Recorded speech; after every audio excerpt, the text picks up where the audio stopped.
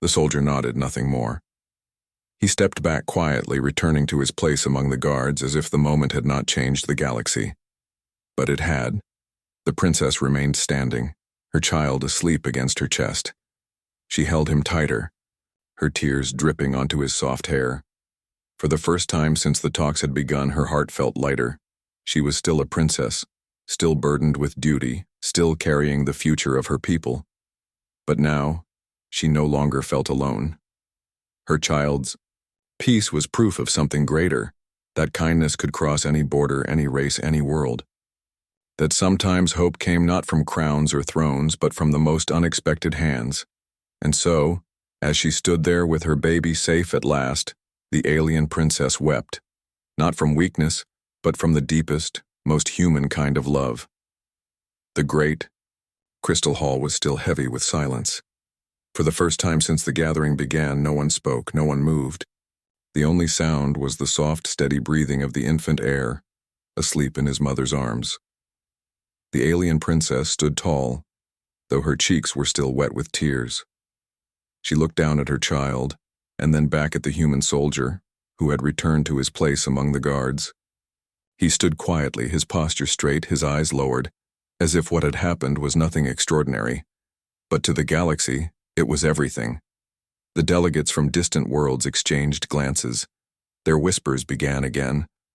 But this time they were different, not sharp, not mocking. They were filled with wonder, even confusion. Did you see? The child rests. A human did what none of us could. Perhaps we have judged them too harshly. Others frowned, unwilling to accept what they had witnessed. It was luck, one said. Nothing more. But their voices lacked conviction. Deep down they knew what they had seen was no accident. The princess lowered herself onto her throne again, cradling her baby with care. Her eyes swept over the hall, and she saw how the delegates looked at her now, not just at her, but at the soldier who had stepped forward. She realized something then. This moment would not remain in this hall. It would spread. Already whispers were turning into stories, and stories into legends. Across worlds, across stars, they would speak of the day when an alien princess could not calm her child, but a human soldier could. And the meaning of that story would be greater than she could imagine. The princess looked once more at the soldier. His words echoed in her memory. Sometimes a child only needs a steady heart. Her own heart tightened at the thought. For so long she had believed leadership meant strength, rituals, power. But in truth, what mattered most was something simpler, the steady heart of one who cared. The delegates leaned closer to one another. A voice from the far side of the hall spoke, hesitant but clear. If humans can soothe an heir of the silver crown, perhaps they can soothe greater wounds as well. Another voice answered, almost a whisper. If peace is possible between a child and a soldier, perhaps peace is possible between our peoples too. The hall was alive with quiet wonder, now. Where doubt had lingered, curiosity bloomed. Where scorn had burned, respect began to flicker. The princess felt it too. For the first time in many years, she sensed a shift, not in politics, not in treaties, but in hearts. She pressed her lips gently to her baby's forehead and whispered, "You are not just my star. You are the galaxy's hope." Her child stirred but did not cry. His tiny body curled against her, comforted by the peace first found in human arms. The soldier did not move. He said nothing. He only stood silently at his post, as if the moment did not belong to him. But the princess knew. She knew the story would carry his name, even if he wished it forgotten. For legends are not chosen. They are born in moments like this, when the simplest of acts changes everything. The whispers grew louder now, filling the chamber like a rising tide. Delegates who had once doubted her throne now spoke with cautious respect. They had seen a bond form between two worlds in the most unexpected way. The princess straightened, her tears dry but her spirit renewed. Her people had not lost faith. Instead, they had gained something far greater. Hope. And all of it had begun, not with a treaty, not with a war, not with the words of rulers, but with the steady heartbeat of a human soldier. The moment lingered in the great hall, carved into memory like stone. The infant heir, once restless, slept soundly in his mother's arms. The alien princess, who had stood on the edge of despair, now sat calm, her heart steady once more. And the human soldier, the one who had dared to step forward, stood silently, in his place as if nothing extraordinary had happened at all, but it had. The delegates from distant worlds leaned back in their seats, their eyes filled with thought. They had come for treaties, for promises written in ink and signed in blood. Yet what they had witnessed was something far greater, proof that peace did not always begin with rulers. Sometimes it began with the smallest of gestures, the simplest of truths. The princess knew this. As she held her child close, she thought of the stories that would spread. Already whispers had turned into murmurs, and soon they would become tales carried across the stars. They would say, when all else failed, when every wise voice fell silent, a human soldier calmed the future of an empire. That story would not be forgotten. Later, when the gathering ended and the delegates drifted away, the hall still carried the weight of what had happened. Some left in silence, shaken. Others carried hope like a flame in their hearts. And among them, a few spoke quietly to one another. Perhaps the humans are not so small. Perhaps they carry a strength we have overlooked. The princess returned to her chambers with her child, her steps lighter than before. She laid her son gently in his cradle, his tiny chest rising and falling in peaceful rhythm. For a long time she stood over him, her fingers brushing his soft hair, her tears drying into smiles. She whispered, "One day, when you are older, I will tell you this story. I will tell you how a soldier, a man from a distant world, gave you peace when even I could not. And I will tell you that his heart beat steady, not just for you, but for all of us." The child did not stir, but in his small way, he seemed to understand. His hand twitched, curling into a fist as if grasping a dream. The human soldier returned to his duties quietly. He did not boast of what he had done. He did not expect reward or honor. To him, it had been nothing more than instinct, the simple truth of protecting the smallest and most fragile life. But his fellow guards looked at him differently now, some with respect, others with awe. And the princess looked at him differently too, not as a soldier from a lesser race, not as a servant in her hall, but as something more. She saw in him a reminder that greatness was not found only in crowns or power. It was found in the courage to step forward when no one else would. Weeks later, when the story spread across the galaxy, it grew brighter with each telling. On distant planets, they spoke of the crying child. In space stations, they repeated the words, "Sometimes a child only needs a steady heart." And in the hearts of many, something shifted. Humans, once dismissed as fragile, began to be seen differently. They were not the strongest nor the longest lived, but they carried something few others did, a warmth that could cross any boundary, a strength that could turn strangers into family. And as for the princess, she never forgot. In the quiet of the night, when her child slept soundly, she often thought of the soldier's calm hum, the way her son had smiled for the first time that day. It gave her strength when doubts returned. It gave her courage when her people questioned her rule. Because she knew, if a human soldier could calm her child, then perhaps peace between worlds was not impossible after all. And so, the story became legend. Not of wars won or thrones claimed, but of a crying baby, a weeping princess, and a soldier whose steady heart bridged the space between them. A story that whispered through the stars, reminding all who heard it. Humanity is more than strength. Humanity is the bond that gives hope. "Permission, Your Highness," he said, kneeling on one knee before her throne. "May I try?" The hall erupted in shock. Delegates whispered louder than ever. "A human? Does he think himself fit? This is an insult." The alien guards moved forward, but the princess raised her hand weakly. Her eyes, red from holding back tears, studied the soldier kneeling before her. She had seen humans before. They were considered lesser by many, short-lived, fragile, unrefined compared to older, longer-lived races. And yet, this soldier's voice carried no arrogance, no command, only sincerity, only calm. The princess hesitated. Her arms tightened protectively around her baby. This was her child, her star, her future. Could she entrust him, even for a moment, to a stranger of another world, especially a human? Her son wailed again, shaking in her arms. The sound tore through her chest like glass.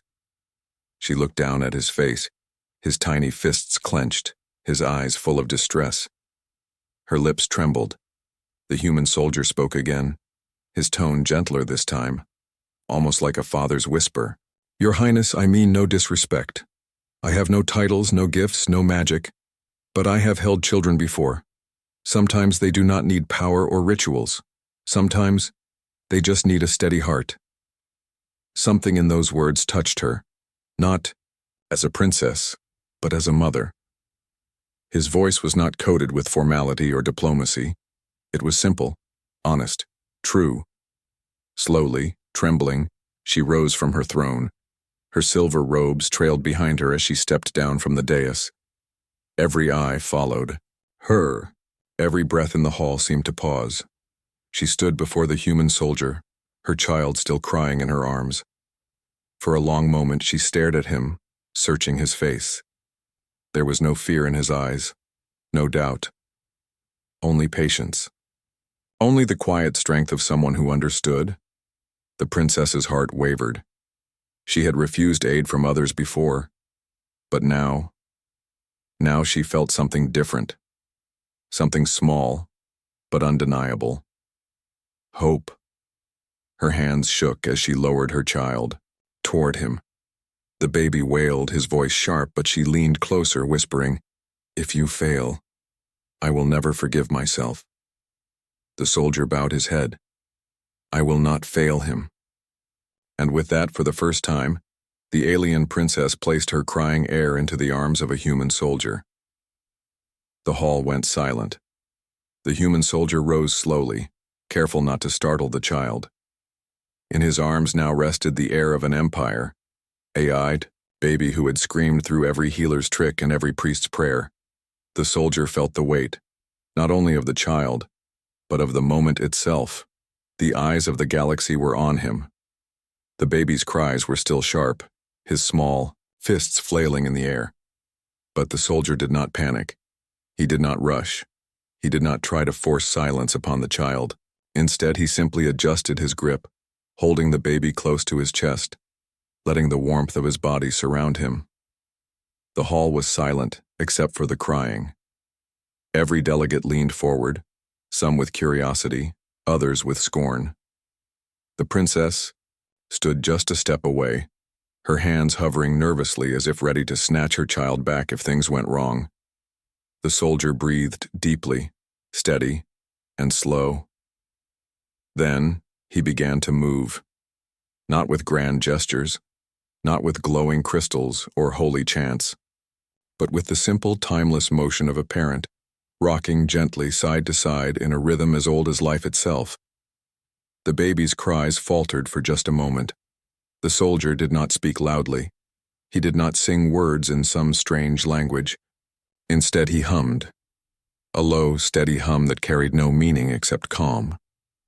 It was a human lullaby, passed down through generations. Simple, soft, like the echo of a heartbeat. The alien delegates frowned, some confused. Others whispered, "What is he doing? That cannot work." But the princess heard something in the hum. It was not her people's music. It was not even words. She understood. Yet it carried a warmth she had never heard before, a warmth that seemed to wrap around her child like invisible arms. The baby's sobs turned into hiccups. His tiny chest heaved as his cries grew weaker, slower. His little hands, once clenched into fists, reached forward, grabbing at the soldier's finger. The soldier paused his humming for a breath, then smiled faintly and continued, rocking the child closer. His armor was hard, his body scarred from battles, but in that moment he was softer than silk. He moved with the patience of someone who knew that children do not need perfection, they only need presence. And then, the miracle happened. The baby grew quiet. His eyes, shining with the faint silver hue of his alien bloodline, blinked slowly. He gazed up at the soldier's face as if studying him, as if deciding whether this strange creature could be trusted. The soldier looked back down, his smile gentle, his eyes kind. The baby let out one last small whimper, then sighed, curling against the human's chest. Silence. For the first time in hours, the hall was quiet. The delegates sat frozen.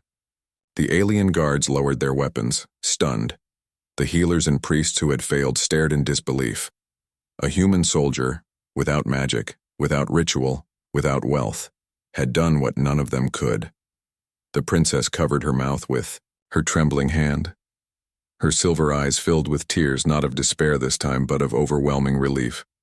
Her child, her precious star, was finally at peace. And it was not her lullabies, not the sacred prayers, not the gifts of her people, that had saved him. It was a human's heartbeat. The soldier rocked the baby a few moments longer until the child's tiny breaths grew steady. Then, slowly, he turned and walked back toward the princess. His steps were careful, his arms cradling the air with a gentleness that no one had expected from a man of war. He lowered his head respectfully and held the baby out toward her. "Your Highness," he said softly. "He is calm now." The princess stepped forward, her tears shining like diamonds. She reached out with trembling hands and took her child back into her arms. The baby stirred but did not cry. Instead, he nestled against her chest, his breathing steady, his tiny hand still clutching the memory of the soldier's touch. The hall erupted, not in noise but in stunned silence so deep it seemed holy. And for the first time the alien princess looked at a human, not as a mere soldier, not as a lesser being, but as something greater than she had ever imagined. The alien princess held her baby close to her chest, hardly believing what she felt. For so long the child had cried, his tiny body trembling, his voice breaking the peace of the great hall. Nothing, no healer, no priest, no ancient song, had calmed him. Yet now, after resting in the arms of a simple human soldier, he was quiet, peaceful. The princess looked down at her son. His silver eyes, once full of tears, were now half closed, heavy with rest. His breathing was soft, steady. For the first time in hours, he looked content. His small hand still reached out, fingers curling as if he longed for the warmth he had just felt in the soldier's arms. The sight broke her. Tears slipped from her eyes before she could stop them. She had held her strength for so long, for her people, for her throne, for the galaxy watching. But in that moment, her walls crumbled. She was not a princess, not a leader, not the heir of a dynasty. She was only a mother, and she had been powerless to help her own child. Now someone else had done it. A stranger. A human. The soldier knelt before her again, his eyes lowered in respect. He did not smile in triumph. He did not demand praise. He had calmed the child, and that was enough. To him, it was not a victory. It was simply the right thing to do. The princess stared at him through her tears. "How?" she whispered, her voice shaking. "How did you succeed when all others failed?" The soldier lifted his gaze slightly. His eyes were calm, his voice quiet but firm. "Because, Your Highness, I did not see an heir or a symbol. I only saw a child. Sometimes they don't need potions or prayers. They only need to feel that someone's heart beats steady for them, that they are safe, that they are loved." His words cut through the hall like light through darkness. Simple yet true, the kind of truth that no wisdom or ritual could replace. The princess pressed her lips to her child's forehead. She whispered softly, "Safe, loved." And more tears slipped down her cheeks. The baby stirred, but did not cry. His tiny hand brushed her robe, clinging softly. The delegates were silent. Their whispers had stopped. They had expected weakness, failure, shame. But what they saw now was something different. They saw a young mother who had fought desperately for her child, and a human soldier whose kindness had succeeded where power had failed. It shook them. The princess lifted her gaze again, meeting the soldier's eyes. Her voice trembled with gratitude. "You have done more for me than any title, any priest, or any gift ever could. You have given my son peace, and you have given me hope." The soldier bowed his head. "I only did what any human would do for a child, Your Highness. We protect the little ones. Always." The princess's tears fell harder at those words. Her people often thought of humans as fragile, as lesser, as unworthy of respect. But this fragile soldier had shown strength beyond measure. The strength of love, the strength of patience. She wanted to say more, but her voice caught. She could only whisper, "Thank you." The crystal palace stood tall against the endless sky of Zitherus, shining with light that bent like liquid glass. It was a place where silence usually ruled, where every step and every word carried weight. But today, the silence was broken, not by war, not by music, but by a cry. The sound came from the center of the grand hall, a baby's cry, sharp, relentless, echoing through the chamber until even the high ceiling seemed to tremble with it. Delegates from 100 different worlds sat at long tables of polished stone. They had come for peace talks, for diplomacy, for careful words that could shape the future of a galaxy. Yet now their focus was pulled away, stolen by the small figure in the arms of the alien princess. The princess sat upon her silver throne, her long robes flowing like rivers of starlight. Her crown shimmered faintly as if the stars themselves rested upon her head. She was young, perhaps too young to bear the weight of a throne and the eyes of so many powerful beings. But she bore it because she must. And in her arms, she held her child, the heir to a throne that had seen centuries of war. The child did not understand politics or peace. He only understood hunger, fear, and discomfort. And right now, he was drowning in them all. His cries pierced like blades. His small fists waved in the air, his face red with distress, tears sliding down soft alien skin that shone faintly with silver hues. The princess tried everything. She rocked him gently, her voice a trembling whisper as she sang an old lullaby, in her tongue. The melody was soft, meant to remind him of warmth and safety. But the baby only screamed louder, his small body shaking with the effort of his cries. An attendant rushed forward with a glowing crystal toy that emitted soft lights. The princess waved it before the child's eyes, but he turned his head away, shrieking. Another servant offered a golden bottle filled with nectar, said to calm infants. The princess pressed it to her child's lips, but he refused, turning away in fury. The whispers began among the delegates. Why does the child not stop? Has the princess no control? Perhaps she is too weak for the throne. Their words were quiet. But in the vast hall, whispers traveled like fire. The princess heard them. Her face remained calm, but her eyes betrayed her heart. They glistened with tears she refused to shed, tears she feared would show weakness before those who waited for her to stumble.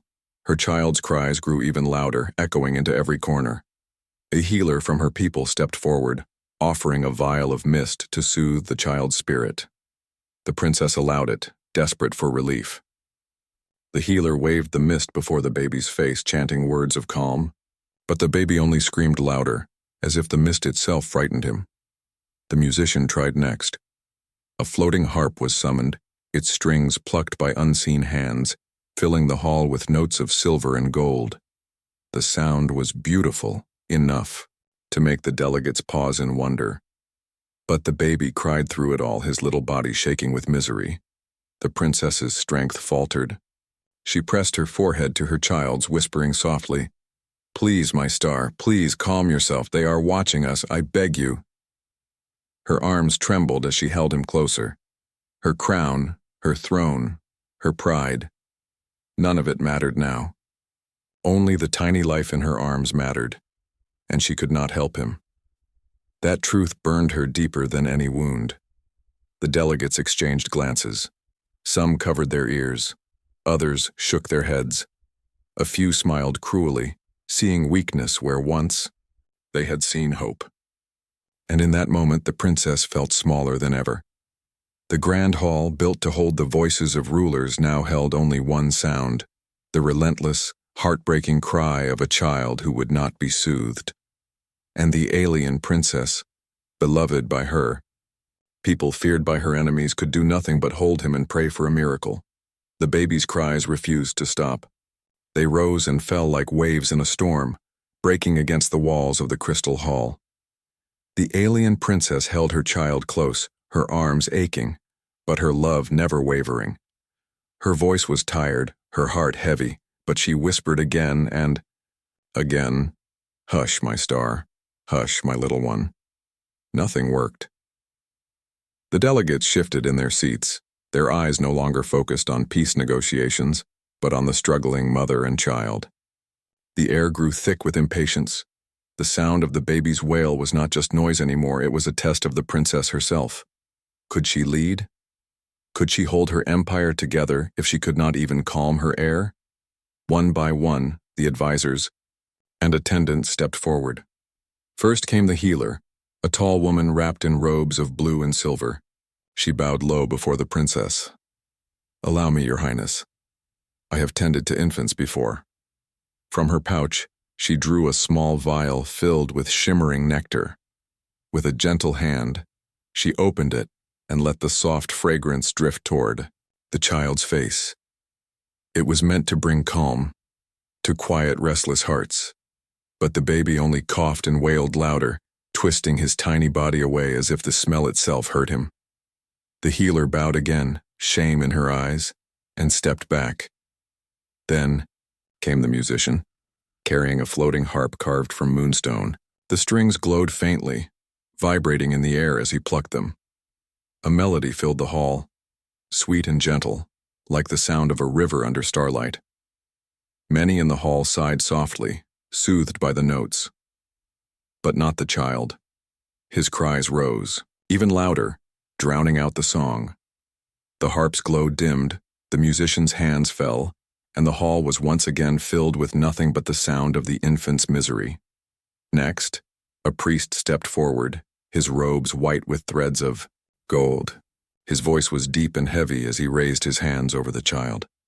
He chanted words as old as their people, prayers said to quiet storms and bring peace to troubled spirits.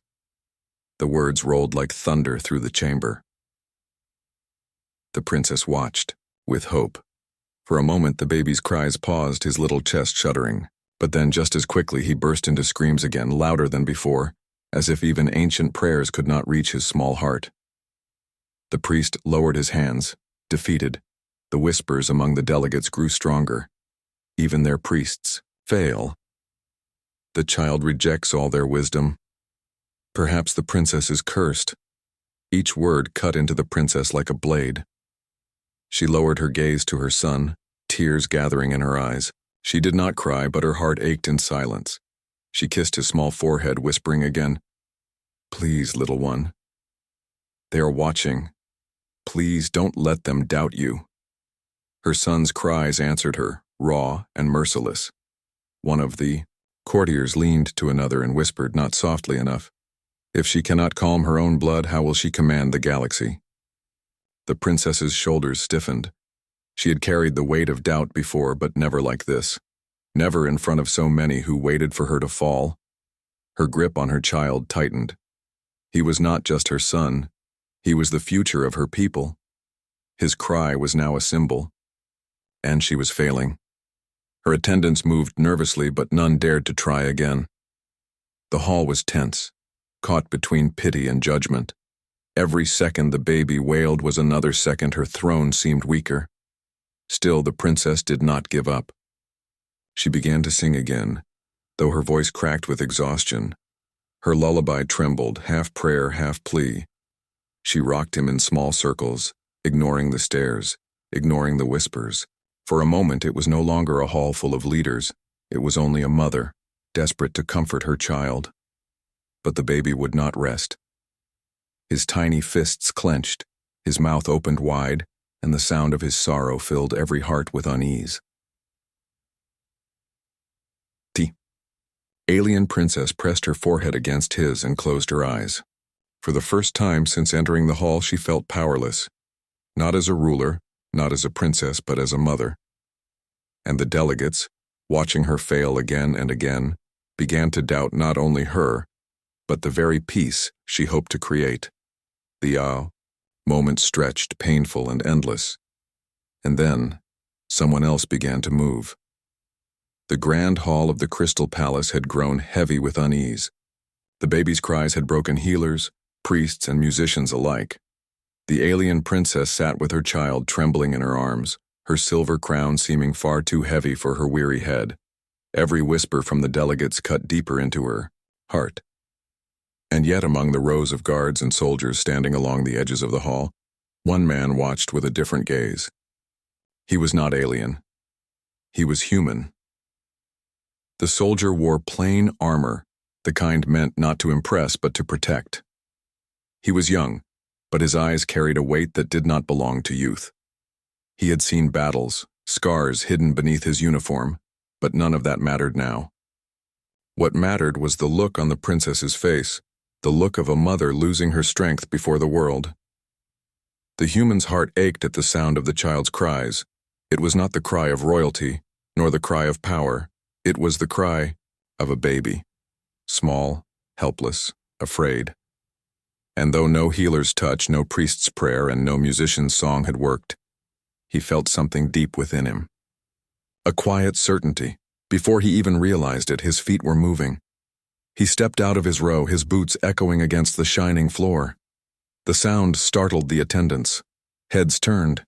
Gasps rippled through the crowd. A human soldier, stepping forward in the middle of a royal gathering.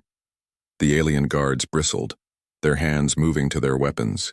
"Stand down," one of them hissed, glaring at him. "Do not take another step." But the human did not stop. His pace was steady, respectful, but unwavering. His eyes stayed on the princess, never leaving her. His hand rose in a salute, his voice strong yet soft when he spoke.